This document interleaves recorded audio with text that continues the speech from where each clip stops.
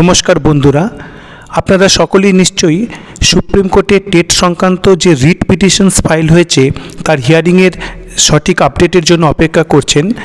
মূলত এই মামলার দুটি যুক্তি ছিল। সেটি হচ্ছে, নিয়োগের সময়ে টেট পাস ছিল না বাধ্যতামূলক শর্ত, তাহলে এখন কেন কর্মরত শিক্ষকদের উপর নতুন নিয়ম চাপানো হচ্ছে। দ্বিতীয়ত, আবেদনকারীরা এনসিটির 2017 সালের সংশোধনী এবং রাইট টু এডুকেশন অ্যাক্টের কিছু বিধানকে অসাংবিধানিক বলে চ্যালেঞ্জ করেছেন। মামলাটি করা হয়েছে কেন্দ্রীয় সরকার, এনসিটি এবং উত্তরপ্রদেশ সরকারের বিরুদ্ধে, যার মধ্যে আপনারা জানেন যে উত্তরপ্রদেশ সরকার নিজেই কিন্তু এই টেট সংক্রান্ত যে রায় ঘোষণা হয়েছে তার রিভিউ পিটিশনস করেছে। সুতরাং এই মামলার যে গতি প্রকৃতি সেটি খুবই গুরুত্বপূর্ণ। কিছুক্ষণ আগে যে আপডেট পাওয়া যাচ্ছিল সেখানে জানা যাচ্ছিল যে এই মামলার হিয়ারিং হয়েছে বেশ কিছু মিনিট, এবং সেখানে এনসিটিকে নাকি এফিডেভিট ফাইল করতে বলা হয়েছে, এবং পরবর্তী হিয়ারিংয়ের ডেট জানা যাচ্ছিল 24শে নভেম্বর 2025 জেনারেটেড হয়েছে কম্পিউটার থেকে, এবং তার যে তথ্য সেটা আপনারা দেখতেও পাচ্ছেন। কিন্তু লেটেস্ট যে আপডেট এখন পোর্টাল থেকে পাওয়া যাচ্ছে সেটি আপনাদের সঙ্গে শেয়ার করব। দেখুন, লেটেস্ট যে আপডেট পাওয়া যাচ্ছে সেখানে স্ট্যাটাসে দেখা যাচ্ছে ডিসপোজড, অর্থাৎ এই রিট পিটিশন ডিসপোজড করা হয়েছে। এটির যে আমরা ডিটেলস যদি দেখি সেখানে দেখুন যে স্ট্যাটাসে রয়েছে ডিসপোজড, এবং স্ট্যাটাসে কি উল্লেখ রয়েছে দেখুন, ডিসপোজড ব্র্যাকেটে motion hearing fresh for admissions civil cases, কি লেখা রয়েছে দেখুন, delay condoned and matter dismissed.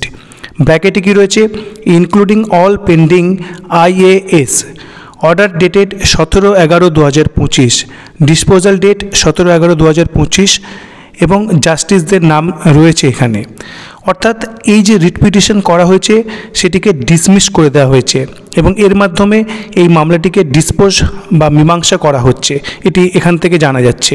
Disposal টাইপে কি লেখা রয়েছে, ডিলে কন্ডোন্ড, কিছু ডকুমেন্ট ফাইল বা ইত্যাদির ক্ষেত্রে হয়তো ডিলে হয়েছিল সেটি ক্ষমা করা হয়েছে, অ্যান্ড ম্যাটার ডিসমিসড, এবং ম্যাটারটা ডিসমিসড করে দেওয়া হয়েছে।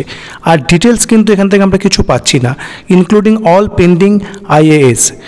এবং এই মামলার যদি আমরা লিস্টিং ডেটসের হিস্ট্রিতে যাই সেখানে দেখাচ্ছে আজকের ডেট, এবং সেখানে রিমার্কসে দেখুন লেখা রয়েছে delay condoned and matter dismissed, ব্র্যাকেটে দেখুন ইনক্লুডিং অল পেন্ডিং IAS। তো এখনও পর্যন্ত এটুকুই আপডেট পাওয়া যাচ্ছে। অর্ডার কপি সেটি এখনও পোর্টালে আপডেট হয়নি, সেটি আপডেট হলে আমরা পরবর্তী নির্দিষ্টভাবে আপডেট আপনাদের সঙ্গে শেয়ার করতে পারবো। তবে যেটি বলার, যেটি জানা যাচ্ছে, যেহেতু এই মামলা জাস্টিস দীপঙ্কর দত্তর বেঞ্চে রয়েছেন রিভিউ পিটিশনের জন্য, সুতরাং এই মামলাটি জাস্টিস দত্তার বেঞ্চে কিন্তু রেফার করা হয়েছে। এই ধরনের একটি কথা শোনা যাচ্ছে, যদিও এটি ব্যাপারে আমি নিশ্চিত নই। এই নিশ্চিত হওয়ার পর আপনাদের ডেফিনেটলি শেয়ার করব। প্রয়োজন সেটি হচ্ছে অর্ডার কপিতে কি মেনশন রয়েছে সেটি জানা, সেটি যখনই জানতে পারা যাবে সেটি আপনাদের সঙ্গে শেয়ার করব। আগামী পরশু অর্থাৎ 19 তারিখে টেট সংক্রান্ত ত্রিপুরা সরকারের যে মামলা সেটি কিন্তু সুপ্রিম কোর্টে উঠতে চলেছে, সেটি কিন্তু জাস্টিস দীপঙ্কর দত্তের যে ডিভিশন বেঞ্চ সেখানেই উঠতে চলেছে। এটাও নিশ্চিতভাবে নির্দিষ্ট টাইমের মধ্যে আপনাদের সঙ্গে শেয়ার করব। তো এই ছিল আজকের আপডেট। ধন্যবাদ।